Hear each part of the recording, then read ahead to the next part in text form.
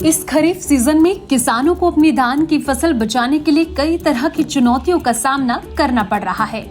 कहीं पानी की समस्या है तो कहीं धान में लगने वाले कीट किसानों को परेशान कर रहे हैं।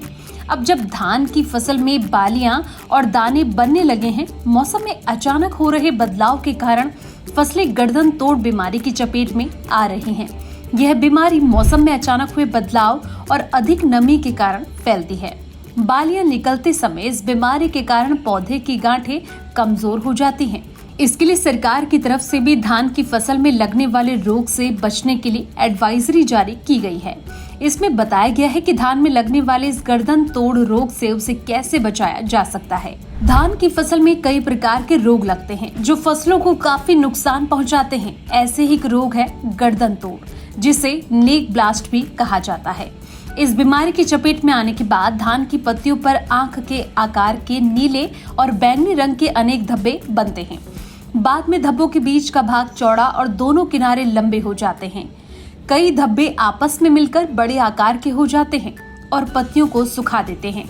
वहीं तने की गांठें काली हो जाती हैं। अब जान लेते हैं क्या है गर्दन तोड़ रोग की रोकथाम, किसानों को कौन से तरीके अपनाने चाहिए। पत्तियों पर बीमारी का एक भी धब्बा दिखाई देते ही छिड़काव के लिए कार्बेडाजिम 50, WP 40 ग्राम या बीम 120 ग्राम को 200 लीटर पानी में घोल बनाकर प्रति एकड़ छिड़काव करें।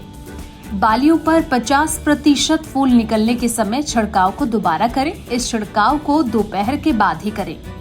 हरियाणा सरकार ने किसानों की सुविधा के लिए टोल फ्री नंबर 1800-1802-117 जारी किया है, जहां किसान कॉल करके धान में लगने वाले रोगों की रोकथाम की जानकारी ले सकते हैं।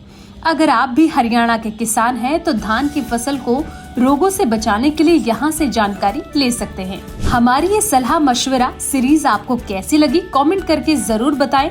ऐसे ही और वीडियोस के लिए जुड़े रहिए किसान तक के साथ।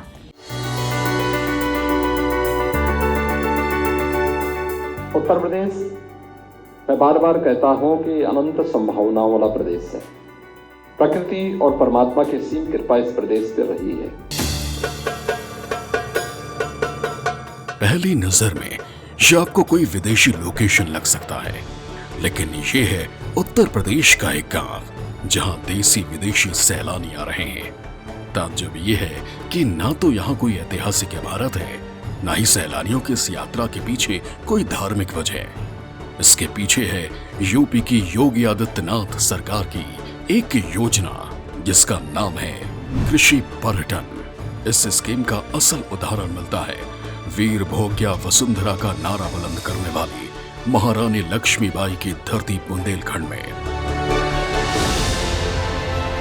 बुंदेलखंड के बांदा शहर से कुछ दूर चलने पर प्रगतिशील किसान प्रेम सिंह का फार्म मिलता है, जिस फार्म पर हरे भरे बाग हैं, तालाब है और खेत खलिहान है।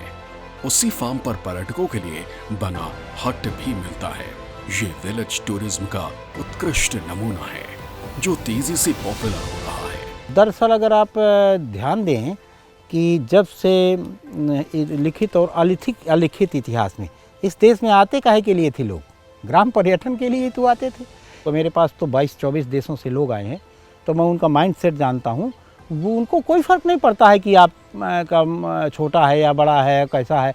वो आपके मड हाउसेस में रहना चाहता है, मिट्टी के मकानों में ही रहना चाहता है वो। योगी सरकार ने पर्यटन नीति 2022 में पहली बार ग्राम पर्यटन को बढ़ाकर कृषि पर्यटन तक ले जाने की पहल की है।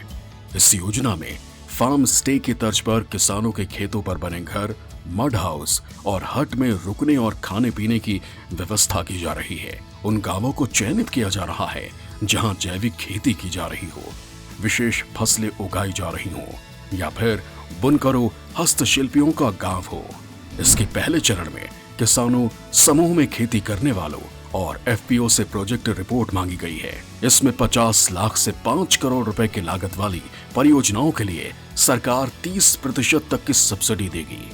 इस योजना के लिए किसान बैंक से अपनी लागत का आधा लोन भी ले सकते हैं। शहर के लोगों को एक बेहतर जगह हमें ऐसा लगता है मिलती है। पूरा ग्रुप का ग्रुप आके यहाँ पे बहुत सारे क्लब्स हैं वो आते हैं और बढ़िया खाना पीना अभी बनाते हैं। और उनके जो सहयोग में जो गांव के लोग होते हैं, जैसे आसपास के लोग हैं तो आ रहे हैं वो, अब उनको खाना पीना बनाना है कुछ है तो 2-4-6 लोगों को बीच बीच में कम से कम थोड़ा सा रोज़गार भी हम कह सकते हैं उनका मिल जाता है कि उनका खाने पीने की तैयारी करना है, ये करना है, वो करना है। शुरुआती चरण में आगरा, प्रयागराज, वाराणसी, लखनऊ और अयोध्या के आसपास के इलाकों में कृषि पर्यटन के केंद्र विकसित करने पर जोर दिया गया है। इससे ग्रामीण अंचल को पर्यटन के माध्यम से न केवल विश्व फलक पर पेश किया जा सकेगा, बल्कि ये ग्रामीण आबादी की आय में बढ़ोतरी का भी सशक्त माध्यम बनेगा।